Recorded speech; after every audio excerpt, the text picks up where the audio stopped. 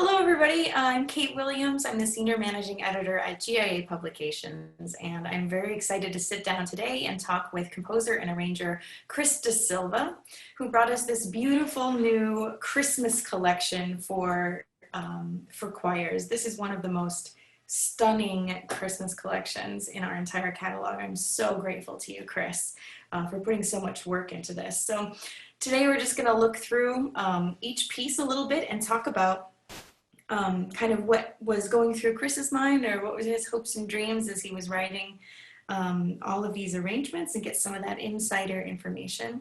So the very first one in this collection, the very first one on the album, if you've got the album, is called Singing We Come Singing. And I was just remembering with Chris how it's kind of funny that we're starting with this one because this is the last one he wrote as a part of the collection. And when he said, well, what should I do to kind of round this out? And I said, you know what we really need more of is simple 2-3 part arrangements for kind of beginner choir for Christmas. And he goes away and he thinks about it, and he comes back with this, which, if you're looking at the score, is kind of hilarious because it is fairly quickly moving into 6-part harmony with multiple different clapping rhythms for each part in the choir. Chris, tell us what you were thinking about. Okay, well, first, Kate, thank you. I'm delighted to be here. Thanks for having me for this webinar. And you know, what I would say is I got carried away. But how could you not get carried away when you know the choir that I heard at a Fall Institute in 2017 was the Missouri State University chorale, and knowing that, or at least aspiring to write for a choir like the MSU chorale, I started to think more broadly, let's put it that way, than what I would write for in my location at Loyola Marymount University, which I have to remember that the very first song that I shared with you was actually written for LMU, and it was Of the Father's Love Begotten, which we'll hear later. And for that, I kept that arrangement as a TV, but much simpler. And if you remember, that started, you know, us thinking about sort of expanding this into more of a Christmas collection. So as I started to think about songs to write and why I chose to do this, I mean, many things besides the MSU chorale. I mean, thinking about the text, thinking about this particular piece called Cantemos. In a Venezuelan style of Aguinaldo, and how I could challenge myself to write for a much larger choral setting, and using techniques for writing for unaccompanied choir. So Yeah. That said, yes, I got carried away. Right. You got carried away, but you know what? I think it's for the better. And it's a really nice way to kind of start this collection off, but also if you're thinking about doing lessons and carols in your church choir, your community choir, at your collegiate campus ministry choir, it's got that kind of energy right off the bat of, here we all come hurrying to celebrate the birth of Christ and the glory of this season that we have been long awaiting. So it is more challenging than I thought you might write, but it's also really fun. All of these different clap rhythms that, you know, kind of start off kind of measure, in my head, measure 65, 70, give the choir something new to really not only put this song and the excitement of the rhythm of this song into their singing voice, but into their whole body. So it invites them to do more and immediately engage their whole selves in this celebration of glory and Christmas and wonder. Absolutely. And when you say we're starting in a sense of a procession, I thought, you know, in the back of my mind, I was thinking, here we come a caroling. And sort of that kind of sort of like inspired this kind of movement of like singing, we come singing. I think the original text Cantemos is we are singing, but I wanted to sort of drive this rhythm and begin with singing, we come singing, and start in a very celebratory way. also I was challenged to do perhaps write something like Carol of the Bells and a little bit more intricate writing and somehow I in my head I'm thinking, you know, unaccompanied there's this guitar like pattern that the choir really sings. So Yeah. I'm trying to emulate that type of sound, if you will, Yeah. but representing it in an unaccompanied choir. Yeah. Yeah. And you do have it here, you know, scored out so that you could easily assign the clapping to the voice part. But you can see as a music director too how you could feel free to take that out and employ maybe some of your instrumentalists to take over on some of the clapping lines, or you know, kind of solicit more help from your children's choir or your teen ensemble. Or there's lots of ways that you can break up these parts to engage as many people as possible. That's exactly right. And I strategized how we would clap, and left the clapping to perhaps a part that was not singing at that time to set up the rhythm. And so it's user friendly. And Yeah. yeah, Yeah. Well, I think we should take a listen. let's do that.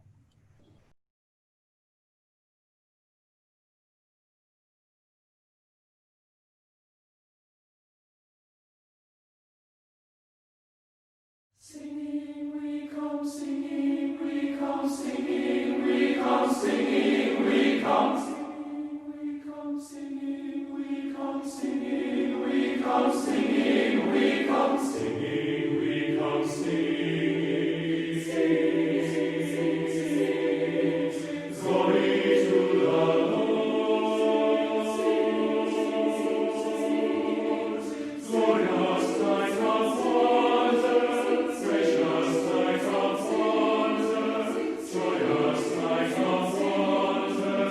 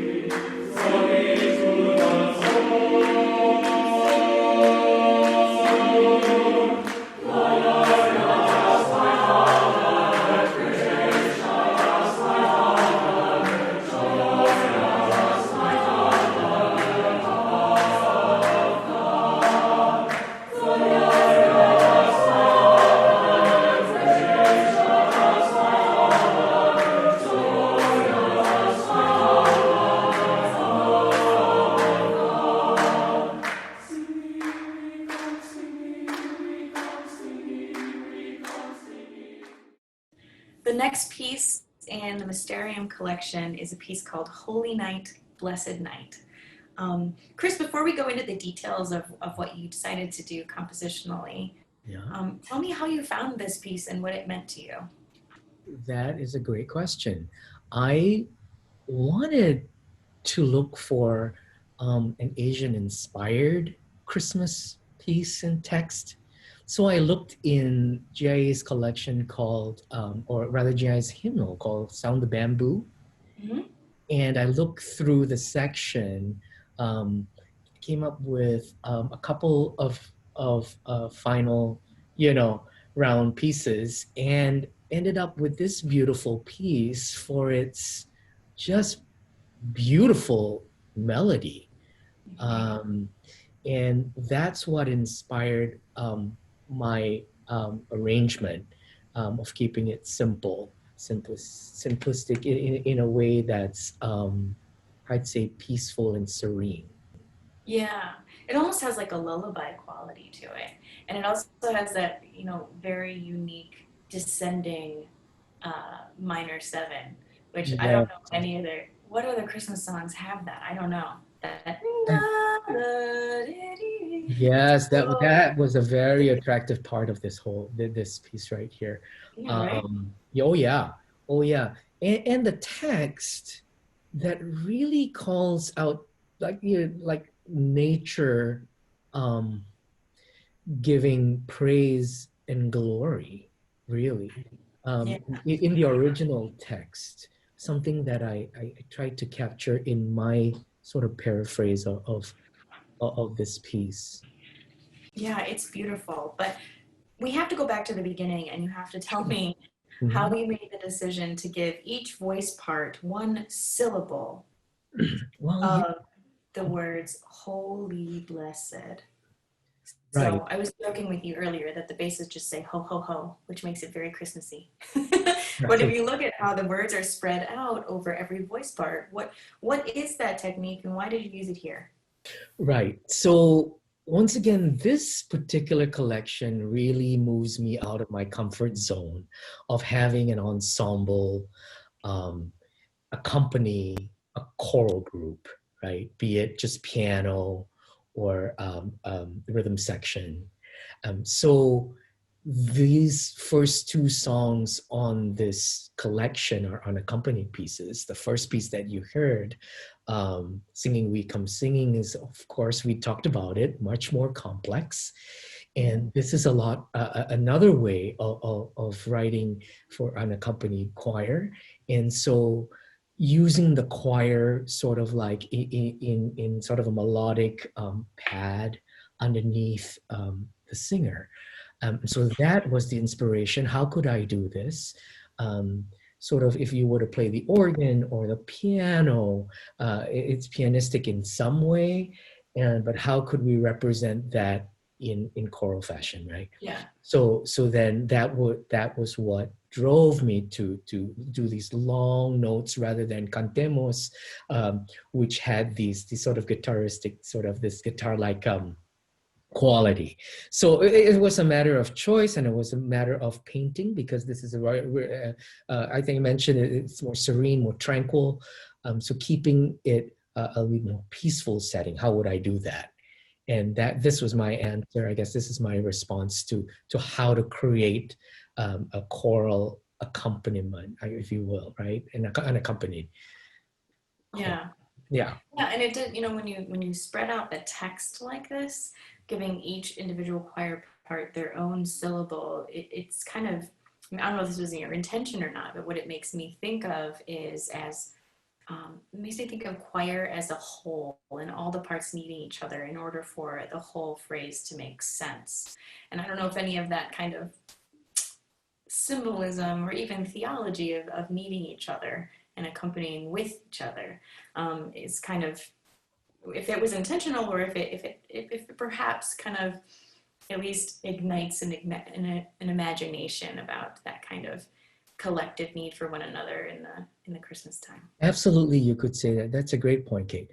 And basically, yeah, how would then as I was playing this, then the idea of breaking up the syllables came to be. And you're absolutely right about this singing together and the idea of making music together with in terms of this building, each take a specific part. Each part has a role to play. And I just want to say, like, especially in this time where we're in this normal virtual, meetings, it's so important to remember that each part has an essential part to these building blocks to community more than anything else. Yeah. Well, this is a beautiful one. Let's take a listen together. Absolutely.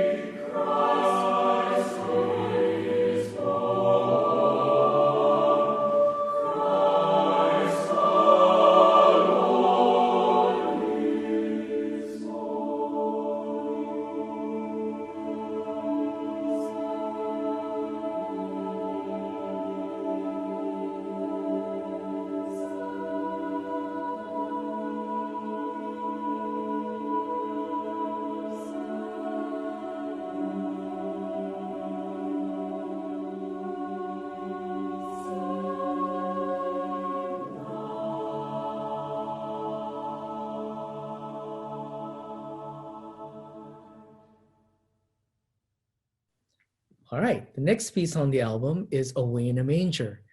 And when I decided to do this, this was actually the second piece that I thought about arranging after All the Father's Love Begotten. And what stood out to me was the Adam Tice text. And that really, really attracted me to wanting to write this a setting to Adam's beautiful text. Yeah, his text really is, it's beautiful, and it characterizes that nativity scene, that night of Christ's birth in such a kind of relatable way. It starts just like Away in a Manger does, but you can see already in stanza 2, the cattle are mooing, the poor baby cries as Joseph, exhausted, wipes tears from his eyes. And Mary looks down on the face of her son, the infant in whom our new life is begun. Just little subtle changes that just kind of give you, paint that picture for you of, what it could have been like that night of Christ's birth. Absolutely. I love it so much. And this, because it was one of the first ones that you did, people have had a year or two worth of Christmas times to try to, get this piece into their cycle. And I know Scott has used it at his church, Scott, my husband, and I know and a lot of other parishes have too. It's one of the most accessible arrangements in the whole piece. And also just that pairing of, what you think is familiar of that Away in a Manger text with cradle song as opposed to the Mueller right. tune.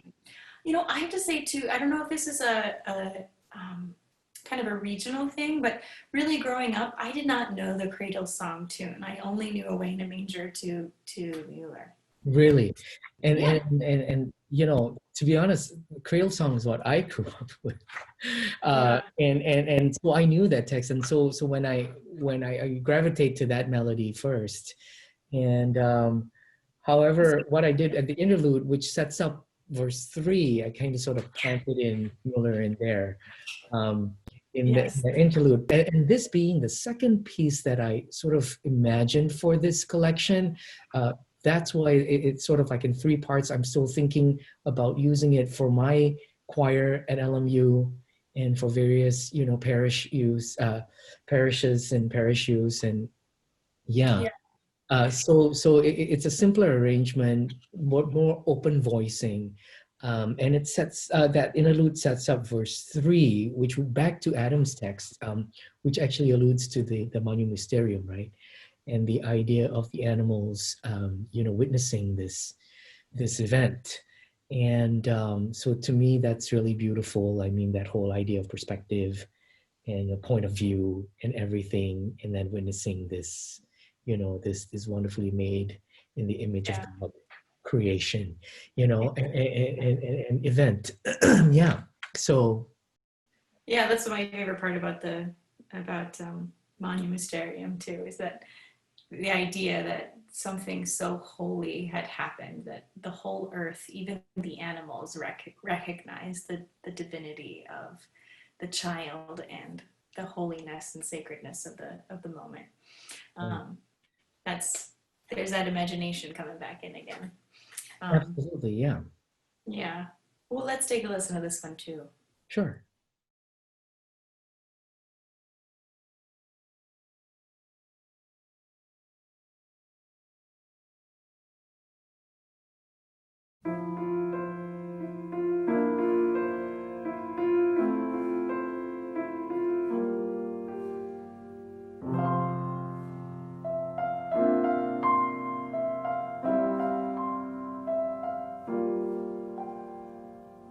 Away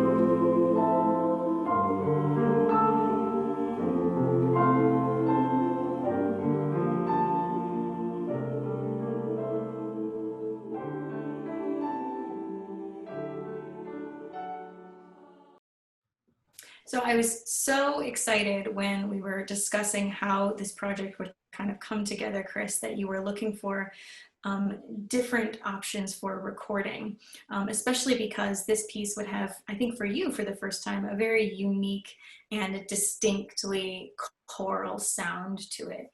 And so it made me very happy when we thought of the opportunity to kind of cross some divisional lines here between GIA and Walton music to work with Cameron LaBarr.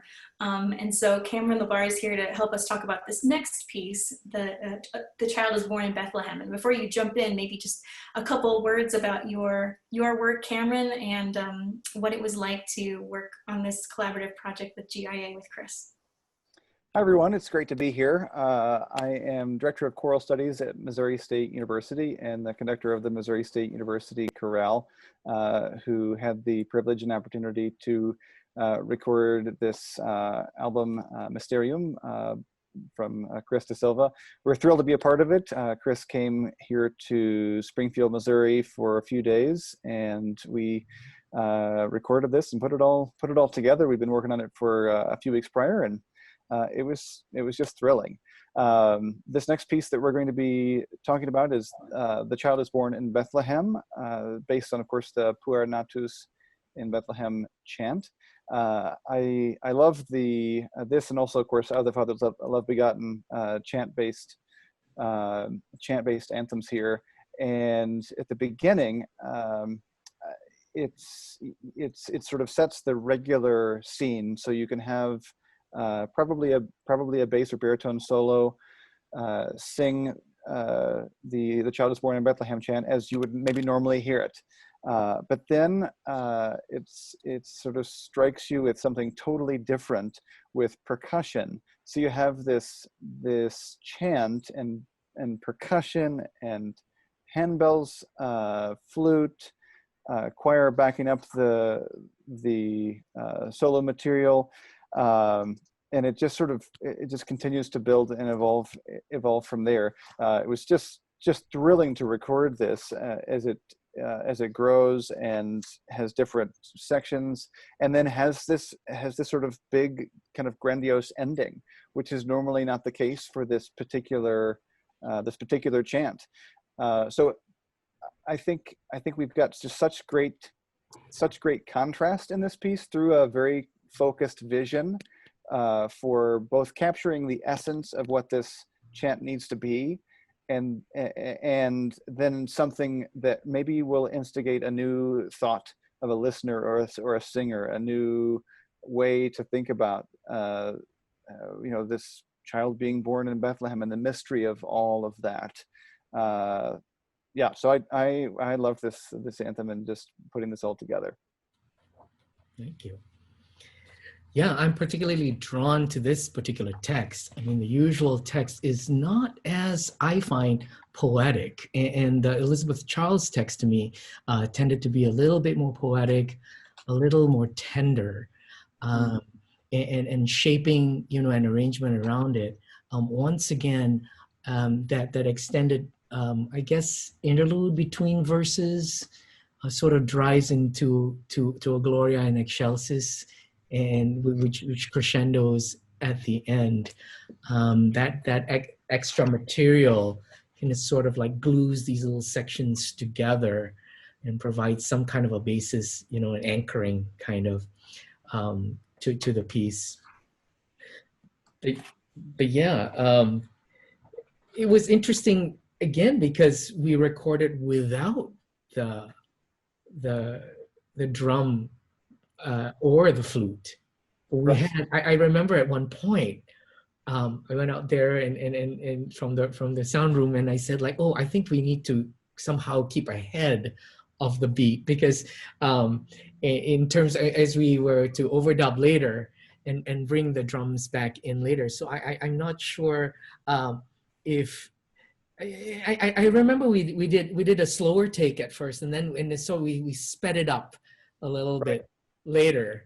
It really seemed to settle in after we did this a few different times, but it was certainly the challenge of keeping it together rhythmically, but then also the intonation. If any little shift in intonation is going to obviously be heard later on with say a flute coming in that's not with the choir at the moment. So we were always sort of checking that intonation and making sure we're on track there.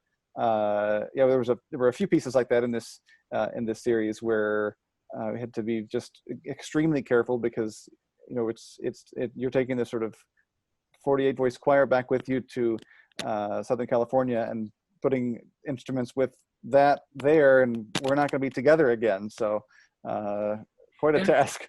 No, absolutely. And that's so true, because, and this once again is a new experience for me. I'm more used to doing more of a studio recording where you get a smaller group of singers in a little ensemble. And when we do this, perhaps we could tweak tuning in some way, isolate. But in this case, I mean, this large 48 voice choir, I mean, we really had to be right on top of things. And I have to say, when we went back in and we went to check it, it was spot on. We were like, this is something else. We really didn't have to auto tune anything, and because we couldn't. I mean, right. Yeah, it's not couldn't possible. do that. Right. And boy, I remember going there, and just a month after this, the world shut down. Because I remember we were there at the beginning of February, and boy, are we lucky we got the recording in.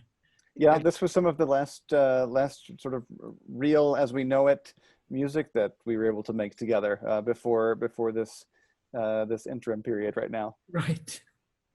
Yeah, that was such a happy accident that we were able to schedule that so quickly after the new year. Right. I was going to mention, Chris, when you were talking about the translation that you chose, that was one of the first things that I realized when I was looking at it, because I'm used to reading this out of a hymnal. The text is, "A child is born in Bethlehem," and here it's "the child is born." So off the very first word here, you're already thinking, I better listen up and see what this text might have to offer here. I was thinking as you were talking too about the experience of mixing kind of this real experience of singing in a choir with the addition of importing instruments that are being recorded really across the country, a different time, a different space. It's also it was kind of an interesting foreshadowing almost of what people are experiencing now with most of their music experiences. And their compiling and videography and everything is at such a more prominent level right now while we're all stuck at home. I'm wondering though if that's something to think about. I think what I miss most about singing in a choir, and what I'm realizing, and we're all finding language around this, is that I miss breathing with people. I miss breathing and learning what it can do to us when our breathing is synced up, and when we're truly working together. And that's one thing that we're never going to fully get out of a virtual choir experience. But I'm wondering if there were any lessons about putting the recording of the choir together with a separate recording of instrumentalists together that kind of taught you anything about the experience, or maybe kind of helped you into this time when we're so virtual. Either of you, Chris, maybe. Yeah. Well, Chris, maybe you heard this first, and I didn't do too much, of course, in the editing process. So it all sounded great to me when it came out. Right. I thought, well, so I would run into the hall, and then I'd go into the sound room, and I'll do a check-in with Maxo, and we talk more about the driving of it, and that's why I think it took a little bit of time to really settle into it, because it comes out of, remember how we start out with this open chant, as you say, and it's a soloist singing, chanting this, and then it goes immediately into the tempo. Yeah. So I was thinking ahead in terms of how the drums would be planting the downbeat of the measure, the first beat of each measure, and just kind of, I remember we even did an exercise of sort of like feeling the and one. Right. One. Yeah, that's right. Yeah, no. Now that I'm thinking back on that recording experience, we did have a little trouble initially making that transition from the chant to the quick briskness of the tempo. However, once we did, it felt so perfectly natural. It did, really did, yeah. Yeah. Yeah, and I'm thinking also, Kate, when you talk about, getting together virtually and all of that, I don't know. I mean, I see these beautiful creations of virtual choir pieces, and this might be one that's kind of a challenging one. I don't know if this is something that I would put in a virtual, celebration. Yeah. Or at least, what I mean is as a virtual choir piece. Mhm. Yeah. Recording. It has its challenges. You on the other hand might flow better.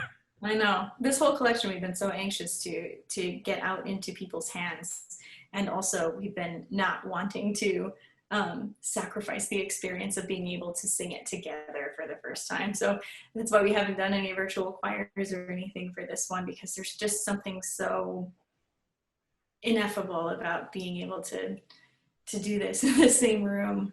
I think it's wonderful that we have these recordings coming out here during this this season of our lives. We've but we have even from GIA, our other album, On My Way, released in February or so this year.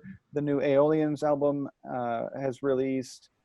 And this, and maybe others, I'm not sure, I'm not aware of, but this is a time when we need to be listening more and listening to each other, listening to the music that's coming out, listening to older recordings that have been out there.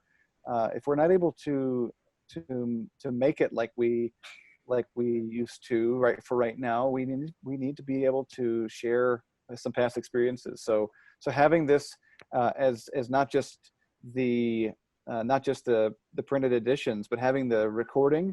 The recording should fly off the shelf for just that reason, even more so than the printed editions at this stage, I think. Yeah, I think that's really smart, Cameron. Shall we take a listen? Yes.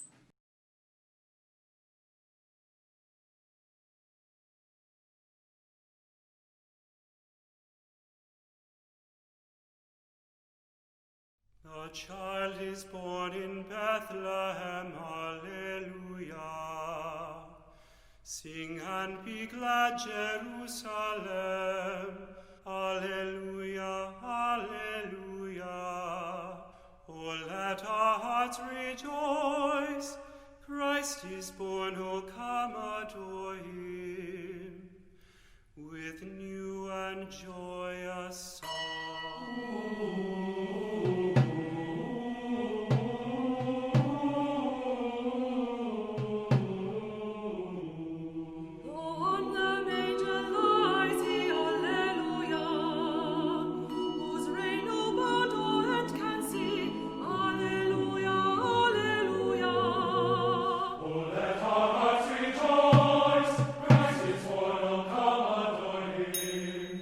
With new and joyous song.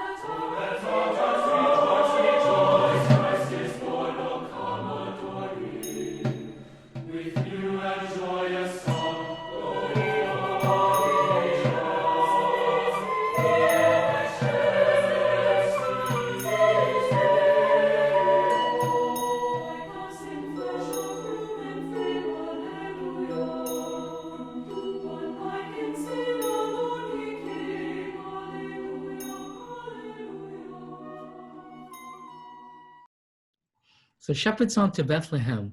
This is a beautiful Polish carol that I paraphrased and from the literal translation, which Victoria Isabel helped me to put together. And so, you know, this was the reason for choosing this piece is because it really highlights the shepherds in Luke's account of the infancy narrative, right? And also it is the angels that deliver these the message, this particular message, as well as the angel delivers the message to the Virgin Mary, the Annunciation.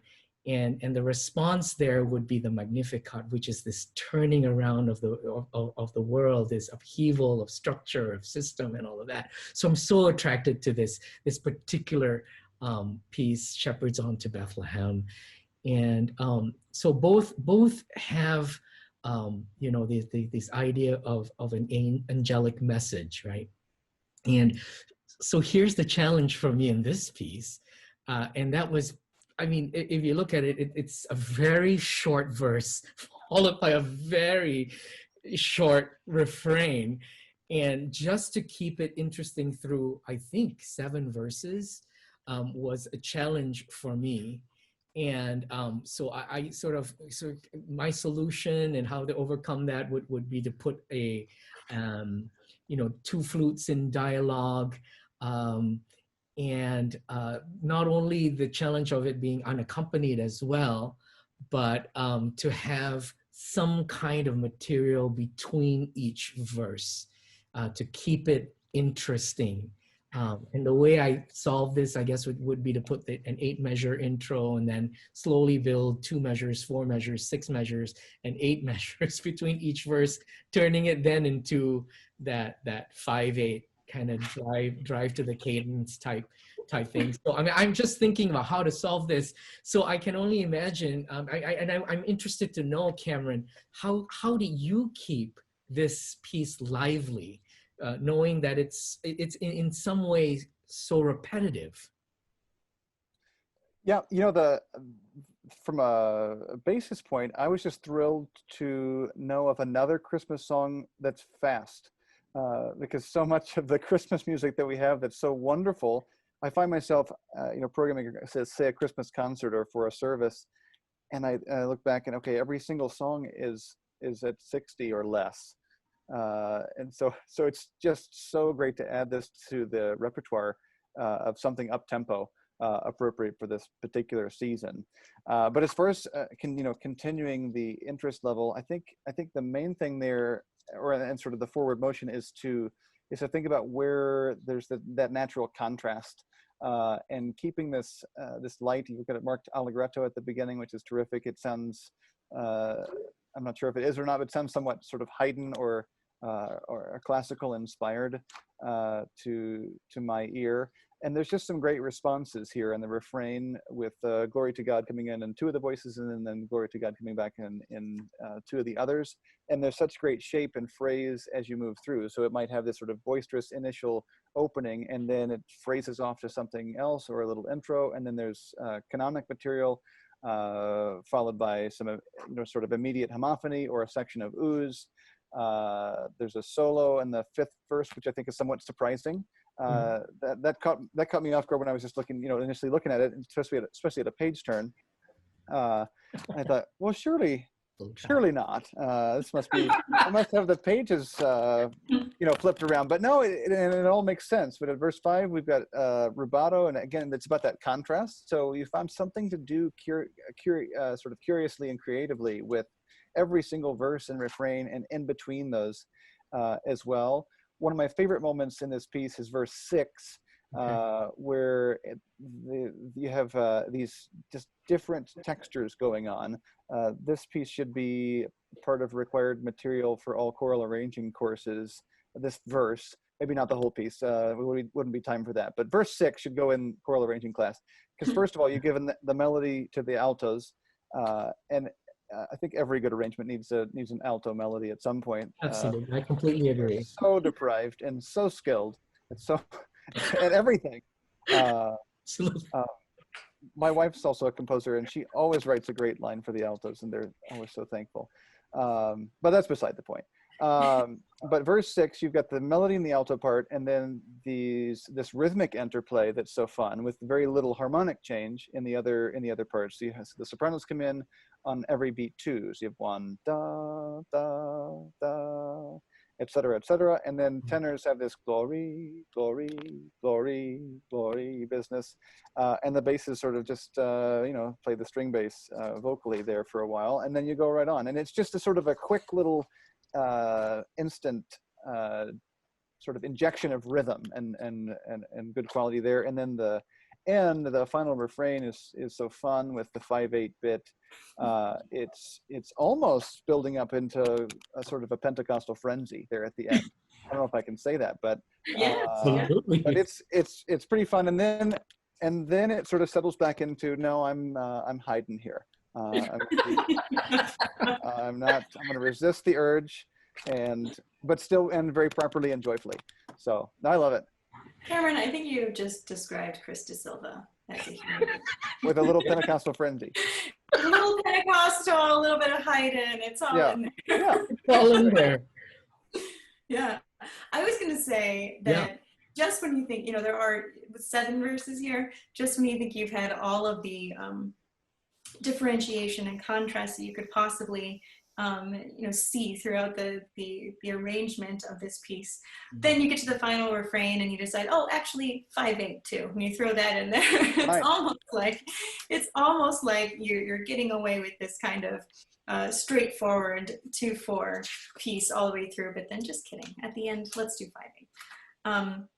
I was struck by, and I think this is enhanced by the arrangement of how participatory it feels when you get to the refrain, and because it comes along so frequently. If I were just sitting in the assembly on Christmas Eve, I would want to sing that too, glory to God in the highest. And that's a real gift of this arrangement, that it is, first of all, highlighting how easy it is to participate, but it's also capitalizing on that Christmas joy to sing that Christmas song, Gloria, that we've been waiting all Advent to sing. So I appreciate that about this piece. I wonder if you thought about that when you were arranging it, Chris.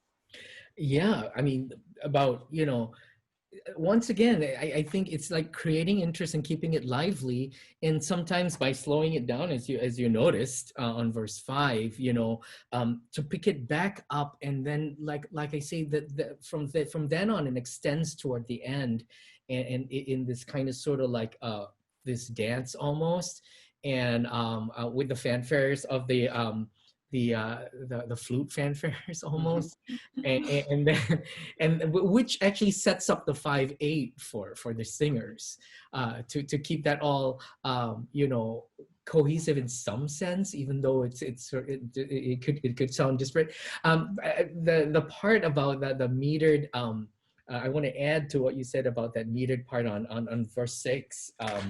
It's also a matter of how static it is in that particular place.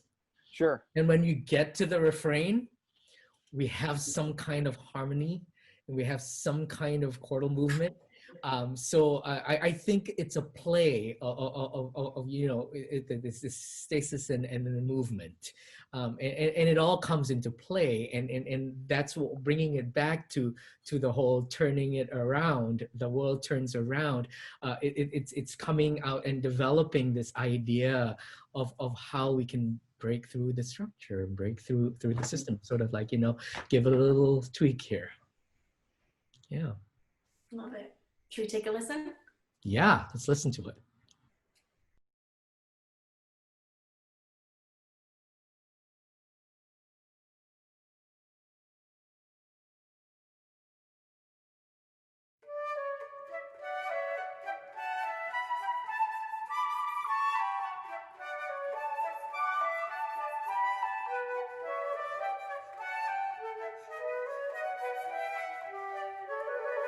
Shepherds unto Bethlehem to meet the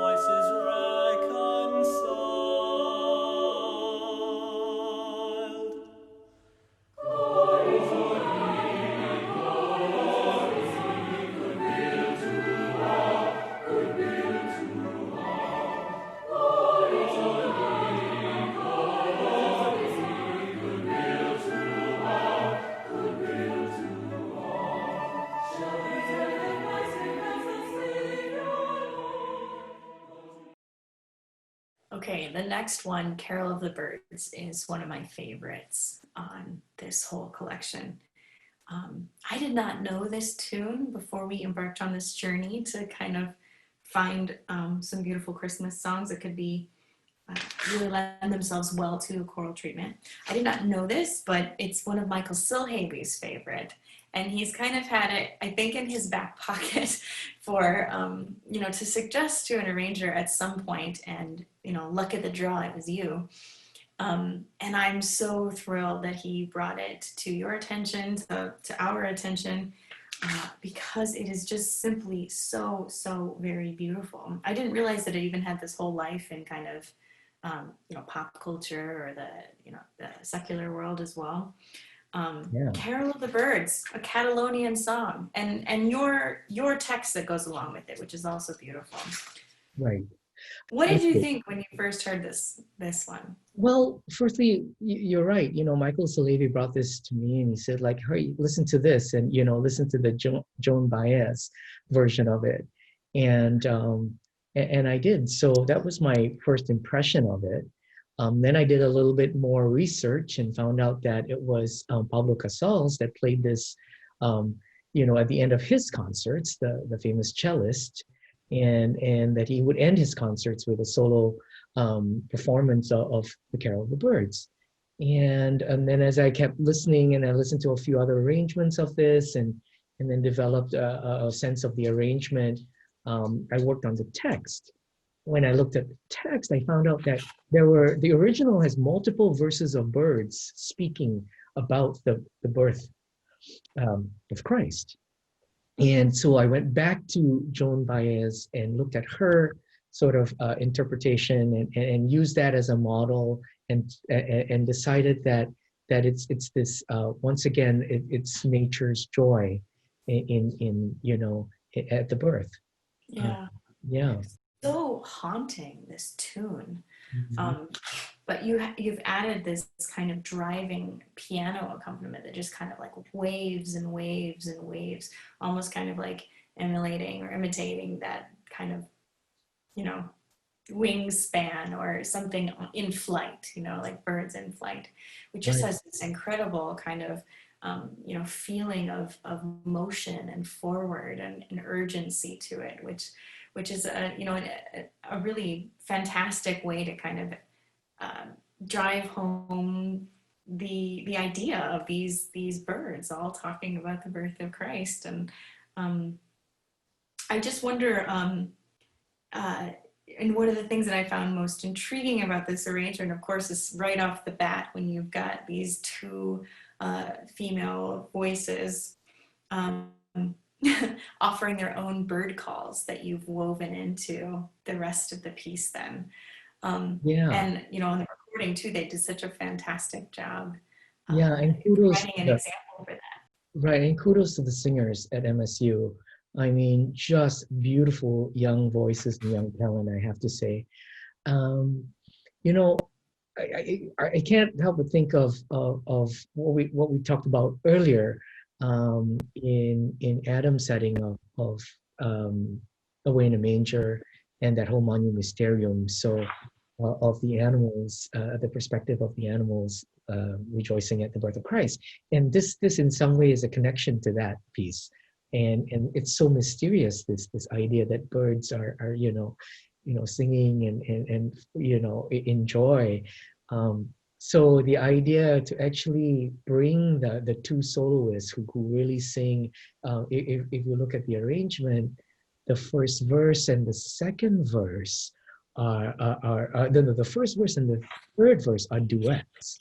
These birds, the soprano and the alto bird, and then the women sing in sections, right, on verse 2. So that's kind of sort of like the grounding of this arrangement. That whole mystery of I sort of create this big extended long intro to lead up to the, as you say, this 12/8 sort of floating, very light accompaniment, piano accompaniment. Yeah. And you're right, birds in flight. Yeah. Which is so fun to play too. If you're at the piano, you're going to enjoy this one. Just that accompaniment, it there's just some accompaniments that just feel right in your hands. And I think this is one of them. It feels good to play. And the harmonic structure, I can't get away from that, but that whole modal idea of, Catalonian music, which is quite modal in that flattened second, from G Yeah. minor going to that E flat chord. And Yeah. that just brings a quality, right? A little bit more a real interesting quality and sort of an otherworldliness, to the piece. And yeah. Yeah. So much rich color and just beauty that this piece adds to any repertoire, but certainly in the context of this collection too. Right. So, And to have and the last thing I'd like to add is to have the two birds and the cello, the Pablo Casal's cello, sort of like in conversation, and yeah. that you see in the entire arrangement. Yeah. Let's listen.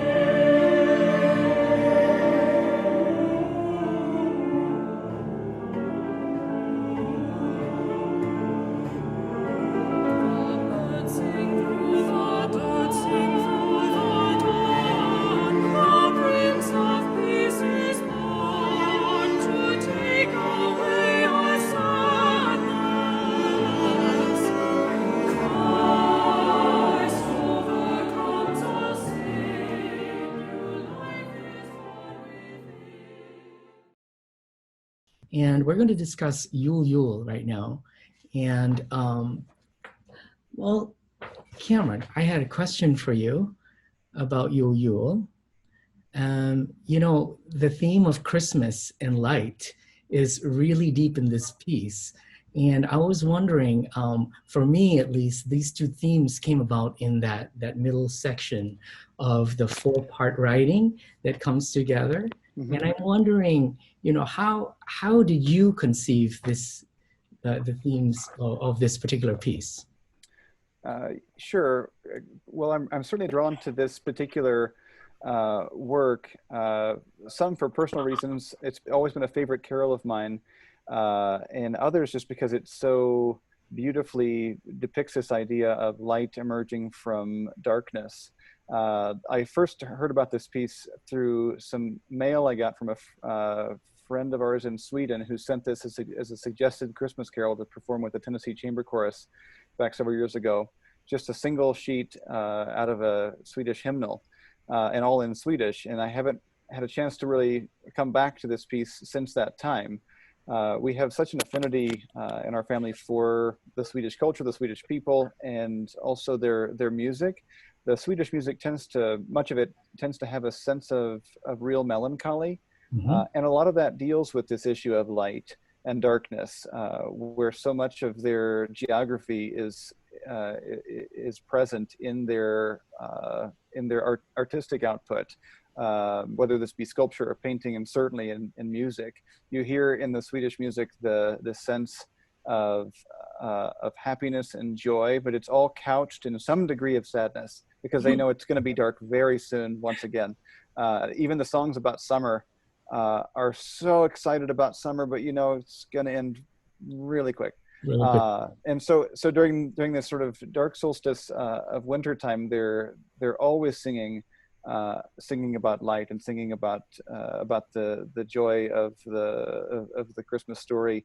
And I think this arrangement, I think what you've done here, Chris, is to truly capture the essence of this beautiful carol without doing too much to it. I mean, that's the thing I love about it, is it's just its pure simplicity, and added some kind of creativity and concern for newness, with the shine bright sort of added refrain, you might call it, or something like that just sort of goes right together with the original. So hopefully that kind of answers the question to a certain degree. But I think that I'm attracted to kind of that Swedish melancholy, which is just in here to a great degrry.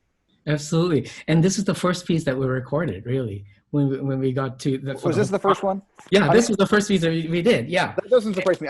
Because I would have picked that as the first piece. So yeah, that sounds like something I would do. Yeah. I did it. So Yeah, it was on your list. Yeah. Yeah, it was definitely on your Okay, list. great. Yeah, and it's funny that you say that, because the melody in and of itself is so beautiful and so melodic that really you don't really have to do much with it. And Right. and as what you just talked about, the light, the first time I heard this piece was really when Max introduced it to me at one of the Christmas, one of our Christmases together. And you're absolutely right. When I went to visit Sweden for the very first time, it was summer, and just this idea of the endless light, and Mhm. now I can see why there's this yearning, as you say, this melancholia, this yearning when the darkness comes, like we want the light to come back, we want the light to be reborn. Right. And, It's a culture that really celebrates the seasons, as they change, and also as they're in the sort of the thick of it, as they're in the depth of the sort of the dead of winter, and as they have that one day of summer every June. yeah, exactly. Right. Yeah, when you first played this for me, Chris, I have to admit that I did not know the carol. And I didn't know that it had such a rich history, even in our own Walton catalog already. But it immediately felt so familiar to me. And since I've heard, I've been trying to think of the ways that, why that might be the case. But there's something about it that it just immediately, when you hear the melody, you think, oh, this is like Christmas Eve. Right. This is like Christmas Day. And you can imagine yourself, sitting in the church on Christmas Eve or Christmas Day. I tend to imagine Christmas Eve because there's just something I have a fondness for that sitting in the dark at midnight mass and all of that waiting and waiting for midnight to come and for it officially to be Christmas and all of the caroling that leads up to that midnight moment. And, That's the thing. Oh, sorry, go ahead. Go ahead. Yeah. Well, I was just going to say Just, that's the thing I love about it, where you can do this with your choir, and it can have a real kind of curious sense of familiarity. But most people won't know this song, so you can put this between some very familiar carols, and they'll think I knew all those, but then they'll really think, no, I didn't know that one, Yule Yule, and they're be curious about it, and we'll learn more, and we'll maybe dive deeper into the text and certainly the meaning of the text as well. right. And then I imagine, being a listener, a parishioner, a congregant who's hearing this, maybe for the first time, but also kind of being like, why is this so familiar to me? I know this. And I feel like what you've done by adding that extended coda of the Shine Bright section is you've allowed people the time to really digest what they've heard in the lyrics of the material and in that familiar and kind of tone setting of the melody and in that, in that unique space of being Christmas time. You've given people a chance to kind of carry that almost mystagogical aspect of what the piece is saying and what time we are sharing here together, here and now, in this extended coda where we just get to meditate on what we heard and what is happening all around us. And it's absolutely beautiful.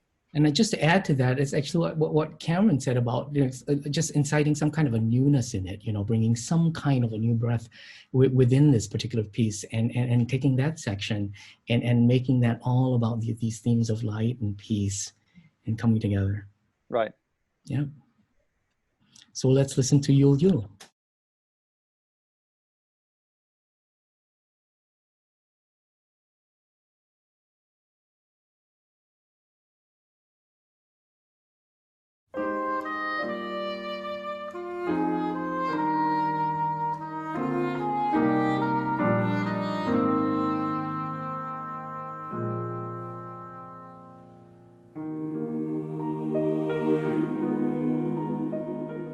Gloria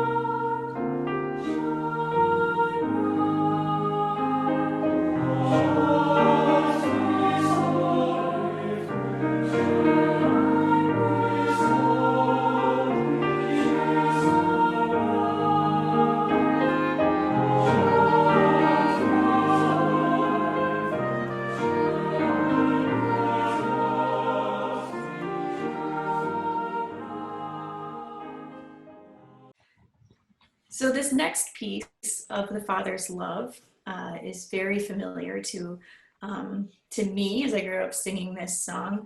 I think I first sang it as in its first form, in chant form. But this was also the first song of this collection that you played for me, Chris, when you were in Chicago once. And you kind of very, very shyly said, I'm kind of working on this thing. I don't know. It's kind of Christmassy. And you played it for me. And I was like, why have you not given this to me yet? Because it's such a beautiful rendering in a metered fashion of this ancient chant that so many of us, especially Catholics, recognize as being kind of a Christmas time anthem about the love that was born on Christmas. Right. And I remember playing you this because I had written this arrangement about 2 years maybe before I played it for you, but then I was kind of keeping it to like present maybe a selection of 3 songs and say like, hey, Kate, what do you think about this? But and so yeah, I actually arranged it for a Christmas Eve mass at LMU, and at that point we had we usually hire a flute player and a cellist. And so that kind of sort of like set the arrangement up for me. And then I sort of threw in an oboe part because that particular Christmas, I remember there was a Jesuit novice that played the oboe as well. So I thought like, okay, fine. Well, that pretty much sets that up. And but no, I've always been drawn to this one piece because of that text at the end, evermore and evermore, and the shaping of it. So that kind of sort of inspired this particular arrangement of it. And then the extended toward the end, the evermore and evermore gets weaved into the chant, and then amen, and it's all blended together as we come to the end of that piece. But yeah, and that evermore and evermore evokes the incarnation and Christ being born again and again and again, daily being born, that whole Paschal mystery of living, dying, and rising again, and certainly incarnational in its text. And so yeah, that's why I was drawn to this. The meter part of it came from listening to a few arrangements, really, and mostly in 3/4.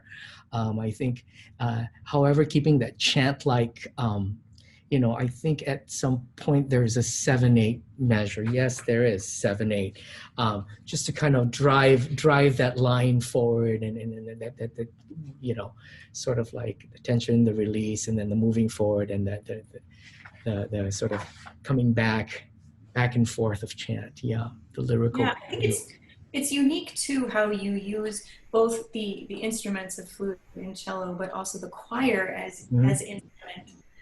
It's not, I think typically in liturgical music we're used to seeing instruments being used as like a decorative thing on top, but not essential. But you can see from the very first measures of this piece that the instruments are actually, without them, you would be really confused about what was happening, right? Because they're giving you this melodic content, the lyrical content that will set up what happens in the voices. But even the voices, then the lower voices of the choir, are functioning as this kind of like, they're an accompaniment too. You could almost hear it being done without the piano part, and just this kind of lulling, lullaby-like. Underpinning of just choir oohs and ahs, which is really very beautiful. It showcases, I think, your kind of mastery as orchestrator and arranger.